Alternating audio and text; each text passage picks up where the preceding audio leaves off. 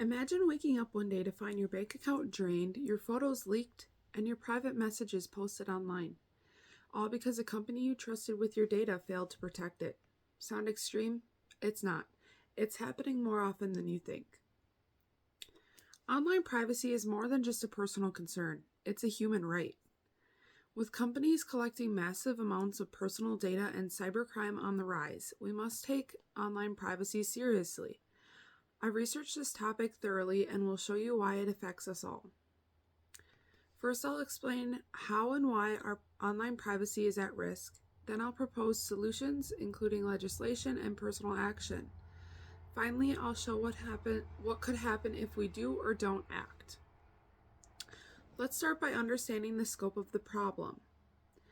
Online privacy is under constant threat from data breaches, surveillance, and corporate data mining. According to the Identity Theft Resource Center, there were over 1,800 data breaches in the U.S. last year, exposing the personal information of millions of people. Companies like Facebook and Google and TikTok collect vast amounts of personal data, everything from your location to your browsing habits. For profit, the opposition might say if you have nothing to hide, you have nothing to fear. But this is false.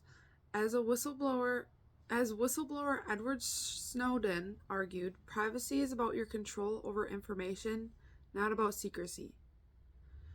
Loss of online privacy can lead to identity theft, stalking, discrimination, and manipulation. The Cambridge Analytica scandal showed how private data was used to manipulate voter behavior in the 2016 U.S. election. This is a serious issue, so what can be done to fix it? We must push for stronger data privacy laws and take personal steps to safeguard our information. Legislation like the EU General Data Protection Regulation, or GDPR, gives users more control over their data and imposes strict penalties on companies that may misuse it. The U.S. needs similar federal laws. At a personal level, using end-to-end encrypted apps like Signal, enabling two-factor authentication, and avoiding public Wi-Fi for sensitive tasks can help protect our privacy.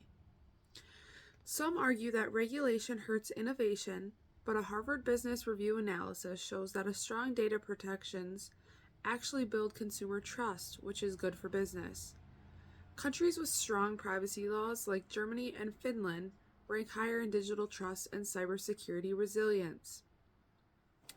Let's take a look at what's at stake, both if we act and if we don't. If we fail to protect online privacy, we'll continue to see that identity theft rise, personal data used without consent, and increasing government and corporate surveillance.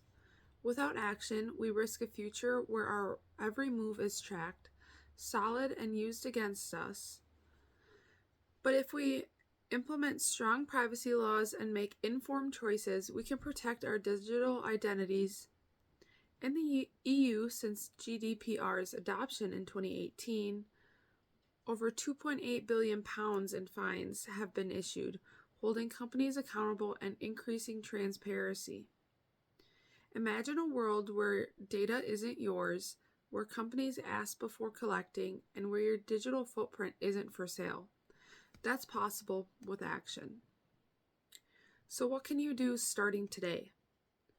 Contact representatives and urge them to support comprehensive privacy legislation like the ADPPA. Use tools like privacy-focused browsers, VPNs, and encrypted communication platforms. Stay informed. Read privacy policies and opt out of unnecessary data sharing.